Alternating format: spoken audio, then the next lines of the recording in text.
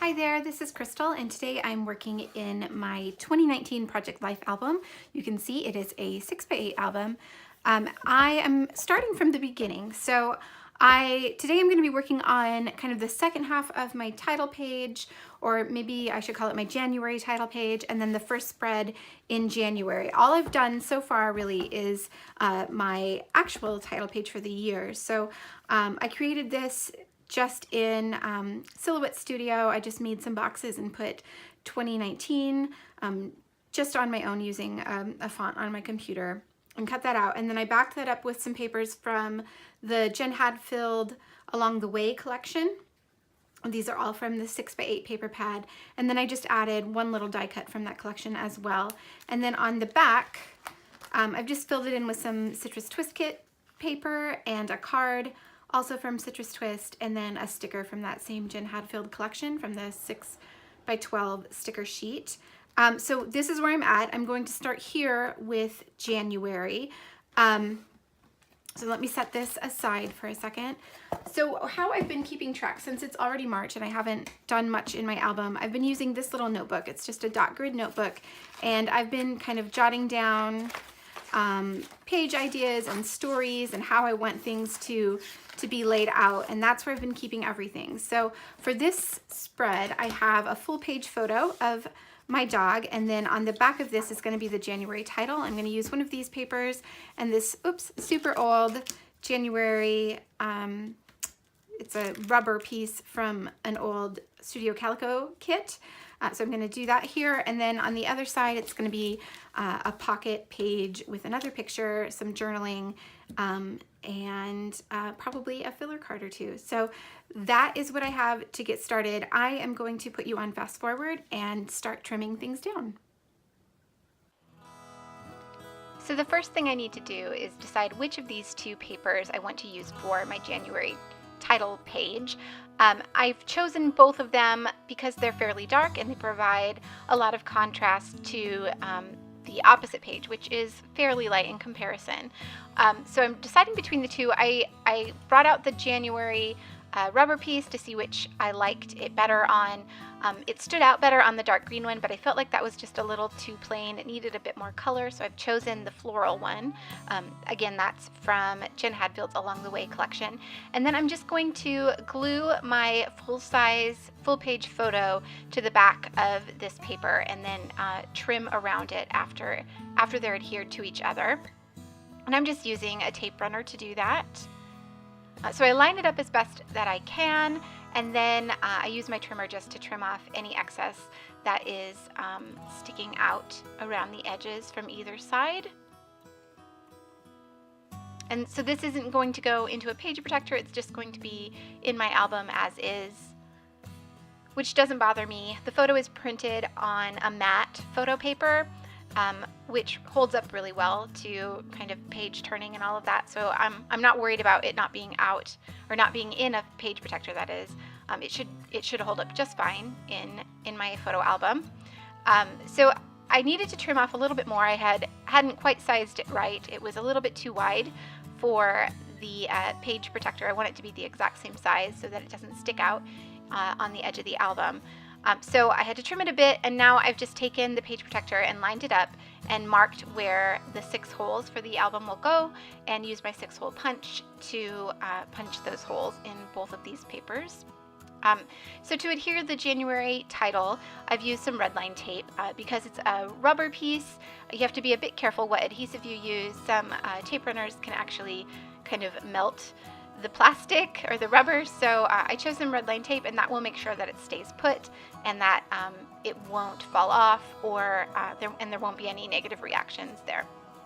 So I almost forgot that I had this bit of packaging. This is actually a little bag that we got at the vet, and this story that I'm telling in this first spread is about taking our 13-year-old dog to the vet and actually getting some really good news. We had been a little bit concerned because, like I said, she is 13, and yeah, it just gets a little bit scary when they get a bit older, but she had blood work done and had a full checkup, and the vet assured us that she was doing really well and had hopefully lots of years left. So that's what this spread is about. It's about how happy we were and how relieved we were after that visit. So I wanted to include this plastic bag just because I thought it was really cute.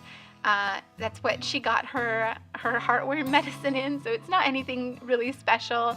I just thought it would be a fun thing to include, and it would remind me that that's what this story is about taking her to the vet and the good news that we got. So I also had these little die cut pieces. I guess they're like what you would cut with a silhouette at home, except I purchased them. They're from Chili Bean Soup. I don't know what collection or anything. I think I got them at Tuesday Morning, so they were discounted, and I just thought that they would work well with some of the animal related pages that I do. So I picked them up, and I think I'm going to use the one that says woof, and it's actually a speech bubble, but I end up cutting that part off of it, and I'm going to back it up with some other paper, some contrasting paper, and just adhere it to the top of that bag. The bag is going to go into a 3x8 pocket page. I'm going to have to make my own 3x8 pocket page from a 6x8 pocket page, which I use my fuse tool to do. You'll see that here in a minute. But right now I'm just going through some of the other things while my fuse tool is heating up, and just trying to figure out what else I want to include on this spread. So I'm looking for things to put on the opposite page. I'm looking for something to back up that little woof die cut with, and then somewhere to put my journaling as well. So I've pulled out a few things. I actually only end up using a couple of these, but I pulled out some options for myself to choose from. So I have that little love die cut that is from the Journal Studio, the Crate Paper Journal Studio collection. I got that in a Citrus Twist kit, I think last year, maybe November. It was in the scrapbook kit for that month. And then the other ones I think are all Citrus Twist cards from previous kits. And that Let's Do This gold foil piece is also from that same die cut pack. So I like the blue card behind this love die cut, and I was looking for some way to add my journaling to that. I ended up just going into my stash and pulling out a plain white card with a grid on it, and I'm going to take that to my typewriter here in a minute and type out my journaling on that. First I need something to put behind that Let's Do This card. I like that in that pocket, but it's I think it's like 4x4. No, it's 3x3, and so it needed something behind it to fill up the rest of that pocket. So far this is what the spread looks like. I like it so far. I still need to find something to back up that woof with, so I'm trying to decide between this black paper from Citrus Twist and that dark blue paper from the Along the Way 6x8 pad. That's Jen Hadfield Along the Way collection, and I really liked the contrast of that black paper, that black stripe paper, but I end up going with the blue just because I didn't really have much other black on the page, and I didn't know where I could squeeze them in to make it just fit a little bit better. So I went with the blue to tie in the other blues on the opposite side of the page, and I like the way that that looks.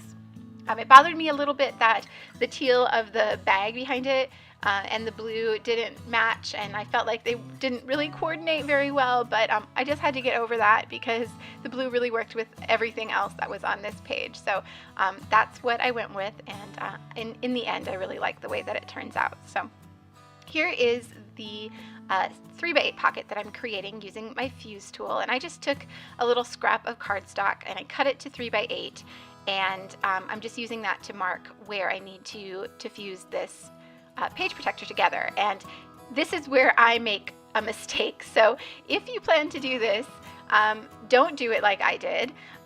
So I should have put the 3x8 piece of plastic bag in this pocket before I fused it. That would have been the smart thing to do, but that is not what I did. So I struggle trying to get this little piece of plastic bag in this pocket. I struggled for a while, and I don't make you watch all that because it was hard to watch. But in the future, I will put the bag in the pocket before I fuse it. Lesson learned. But I just ended up using that scrap 3x8 card to kind of force the pocket, or force the bag down into the pocket. And it eventually worked, obviously, but yeah, it was not fun to deal with.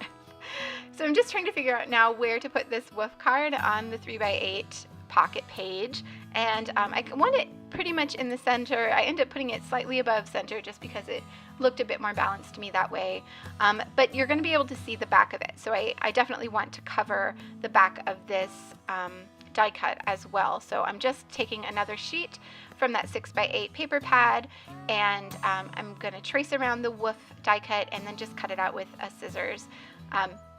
And it's not perfect. I'll have to trim it a bit here in a minute. You'll see that I didn't trace it very well, so I just trim around it to make sure that there's no overhang on any of the sides. And then I'm going to end up adhering the woof card to the front of the pocket, and then the other piece, the pattern paper, to the back of the pocket. So they'll be on the outside of both sides of this little 3x8 pocket. And again, I'm using some red line tape to do that, just to make sure that it is well stuck down and won't pop off this plastic page in the future. So there is the front, and now I will adhere the back. So while I'm doing that, I thought I would tell you a bit about my project life process this year. I'm doing something a bit different. If you haven't seen the previous videos where I talk about my plans, then you may not realize that I've switched to a 6x8 album just because I was a little bit bored with the 9x12 format and wanted to try something different, and I was also starting to worry about space. Of course, 12x12 and 9x12 albums take up a lot more space than the 6x8 albums, so I thought I would try this year and see how it goes, giving myself grace to go back to 9x12 or even 12x12 later if I choose to. So this is the beginning of the album. I have created one other page previously. It's on my channel if you'd like to check it out. It was created for Hip Kit Club, and it's the beginning of February. So these are monthly pages, and they're story based, so they're not weekly. I'm just telling individual stories as they happen or as I feel like documenting them, which means that the months will be several pages long instead of just a couple spreads. So we'll see. I haven't quite figured everything out yet. I'm still working on it, still working through how to actually go about it, but just really having fun with this size in the meantime.